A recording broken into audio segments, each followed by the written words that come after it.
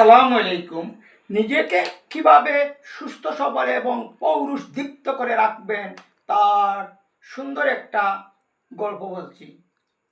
লেকচারটা শুনুন মনোযোগ দিয়া।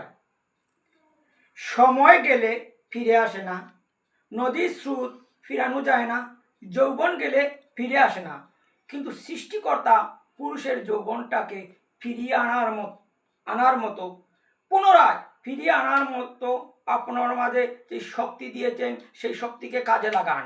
অর্থাৎ আপনার শরীরকে সতেজ রাখতে প্রচুর পরিমাণে ম্যাগনেসিয়াম সমৃদ্ধ খাদ্য আহার করুন, যাকে বলে সুপার ফুড। আর অ্যান্টিঅক্সিডেন্ট গ্রহণ করুন, আর প্রচুর পরিমাণে পরিশ্রম করুন, আর যৌবনকে উদ্দীপ্ত করুন, আর নারীর সাথে জীবনের সাথে একান্তে এগিয়ে চলুন আলোর প্রতি। মধ্যবয়সী পর্যন্ত আমার বাগনা বাতিজারা সবাই কিন্তু যৌবনকে নিয়ে হাউতাস করে। কারণ হচ্ছে তারা হেঁটে হেঁটে বসে বসে দিন পার করে। সঠিক মাত্রায় যদি পরিশ্রম করেন তাহলে আপনার শরীরের চর্বি ক্ষয় হবে, মাংসপেশি দুর্বল হবে। রাতকে একটি ডিম খাবেন।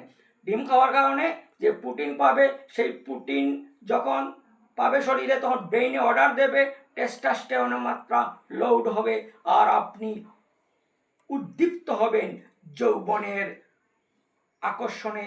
আর স্কিন, চামড়া, চুল এগুলা কিন্তু এই টেস্টোস্টেরনের সম্পর্ক। আর টেস্টোস্টেরন যদি বৃদ্ধি পায় তাহলে আপনাকে অনন্ত যৌবন লাগবে, আপনার চেহারার মধ্যে বয়স কমে যাবে। আর আমার বাগনাদের বলছি, তোমরা পরিশ্রম করো আর বেটির লাই ভাগ লইও না, আমরা তো আছি। আর তোমরা ঠিকমতো খাদ্য আহার করো, টেকা জমাও, বুঝছো নি? লাম্পা চুলুলি বাইক না, বাট্টি চুলুলি বাইক না, বিদেশি বাইক না, দেশি বাইক না, সবাইকে বলছি পরিশ্রম করো, শরীরকে সতেজ করো, যৌবনকে উদ্দীপ্ত করো, শক্তি সঞ্চয় করো, আর নারী আনো। আমরা তোমরা স্বাগত জানাবো, প্রস্তুত আছি। ভালো থাকুন, সুস্থ থাকুন।